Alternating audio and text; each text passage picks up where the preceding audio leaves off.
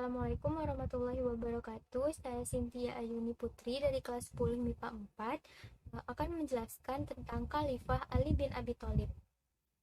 Di sini kita akan membahas tiga aspek. Yang pertama, proses pengangkatan Ali bin Abi Thalib menjadi khalifah. Yang kedua adalah perkembangan dakwah pada masa Khalifah Ali bin Abi Thalib. Dan yang ketiga adalah akhir dari masa kekhalifahan Ali bin Abi Thalib. Ali bin Abi Thalib adalah putra dari Abu Thalib bin Abdul Muthalib, yaitu paman Nabi Muhammad SAW. Ia merupakan sepupu yang kemudian menjadi menantu Nabi karena ia menikahi putri Nabi Muhammad yang bernama Fatimah. Ia masuk Islam pada saat usianya masih sangat belia dan dia juga termasuk ke salah satu orang yang pertama kali masuk Islam dari golongan pria. Pengangkatan Ali bin Abi Thalib menjadi khalifah berawal dari tragedi pembunuhan Khalifah Utsman bin Affan yang dilakukan oleh para pemberontak menimbulkan konflik di kalangan kaum muslimin. Sesudah Utsman bin Affan terbunuh, Madinah berada di bawah kendali para pemberontak. Kepemimpinan Islam mengalami kekosongan untuk sementara waktu. Dalam tragedi genting pasca pembunuhan Khalifah Utsman bin Affan, orang-orang yang teridentifikasi sebagai pembunuh Khalifah Utsman bin Affan baik secara langsung maupun secara tidak langsung menunjuk Ali bin Abi Thalib untuk menjadi khalifah. Pengisian pemimpin umat Islam adalah sesuatu yang harus kita lakukan karena umat Islam tidak dapat dibiarkan tanpa pemimpin. Untuk mengisi kekosongan tersebut, para pemberontak yang mengendalikan Madinah lalu pergi ke rumah Ali bin Abi Thalib dan mendesak agar Ali bin Abi Thalib menerima tawaran untuk menjadi khalifah tersebut. Awalnya, Ali bin Abi Thalib menolak untuk menjadi khalifah karena tidak ada pemuka agama yang mendukungnya. Namun, karena desakan dari para pemberontak yang terus-menerus mengalir, hingga akhirnya Ali bin Abi Thalib menerima jabatan khalifah tersebut. Lalu mereka melakukan baiat kepada Ali bin Abi Thalib. Atas baiat pemberontak itu, Ali bin Abi Thalib ditetapkan sebagai khalifah keempat dalam jajaran Khulafaur Rasyidin. Dalam menanggapi hal ini, sahabat terkemuka terbagi menjadi beberapa kelompok. Yang pertama adalah mereka yang mau membaiat, walaupun pada mulanya mereka enggan untuk mengakuinya. Yang kedua, mereka yang tidak mau membaiat karena menuntut pengusutan atas terbunuhnya Khalifah Utsman bin Affan. Dan yang ketiga adalah mereka yang tidak mau menyatakan pendiriannya untuk berbaiat atau tidak.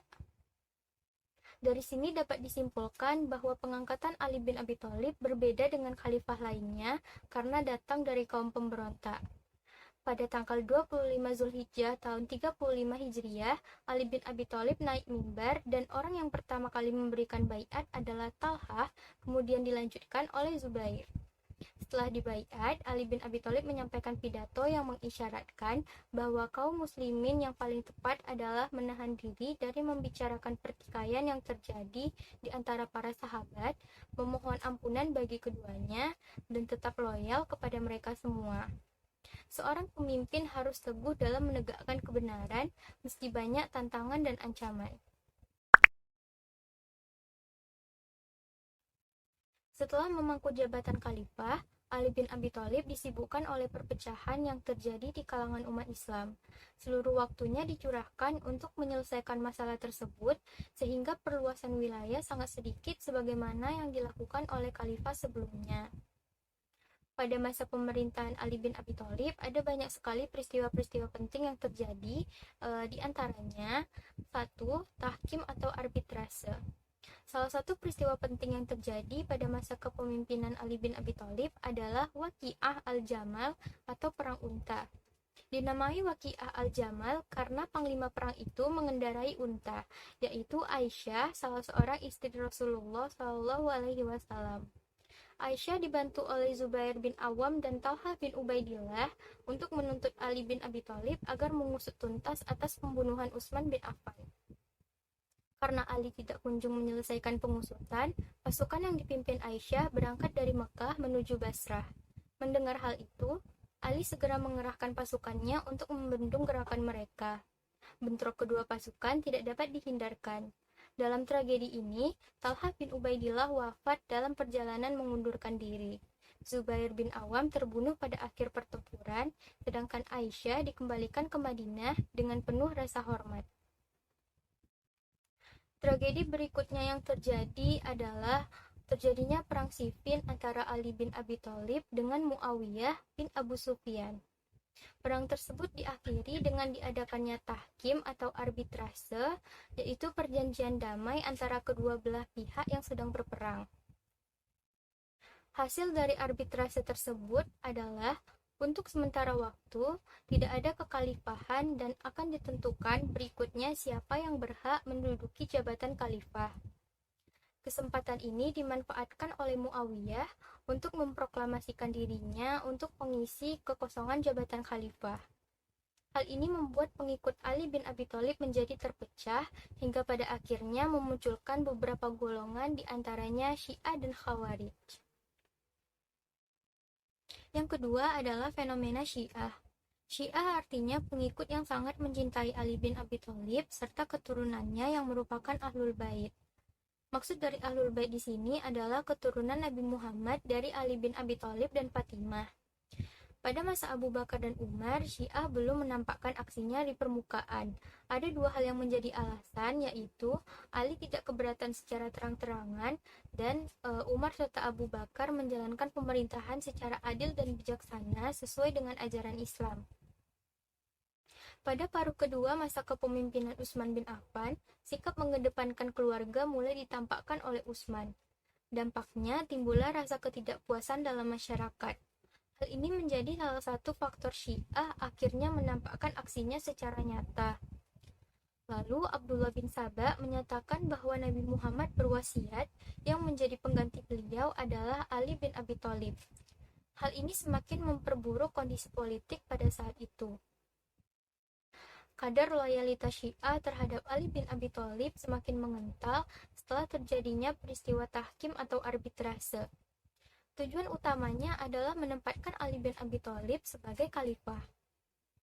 Syiah terbagi menjadi beberapa aliran seperti Ulat, Imamiyah, dan Zaidiyah. Ketiganya memiliki kesamaan, yaitu mengakui Ali bin Abi Thalib sebagai imam yang memiliki kelebihan khusus. Syiah Bulat artinya adalah kelompok Syiah yang memiliki keyakinan berlebihan terhadap Ali bin Abi Thalib dan imam lainnya. Syiah Zaidiyah adalah kelompok yang menjadi pengikut Zaid bin Zainal Abidin bin Husain bin Ali bin Abi Thalib. Sedangkan Syiah Imamiyah adalah kelompok yang sangat mementingkan doktrin imamah. Yang ketiga adalah fenomena Khawarij. Khawarij merupakan kelompok orang-orang yang keluar dari barisan Ali bin Abi Thalib karena mereka tidak puas dengan hasil tahkim. Menurut mereka, Ali bin Abi Thalib dan pengikutnya yang menerima tahkim sangat berdosa besar karena ia ragu pada kebenaran yang diperjuangkannya dengan korban ribuan nyawa. Pada masa pemerintahan Ali bin Abi Thalib, kaum Khawarij selalu berupaya mengadakan pemberontakan terhadap pemerintah yang berkuasa. Mereka selalu mencari penyelesaian menggunakan kekerasan dan senjata. Kaum Khawarij ini kemudian dihadapi oleh pasukan Ali bin Abi Thalib di Nahruan yang melibatkan 65.000 orang. Dalam peristiwa itu, menewaskan 30.000 orang dari golongan Khawarij.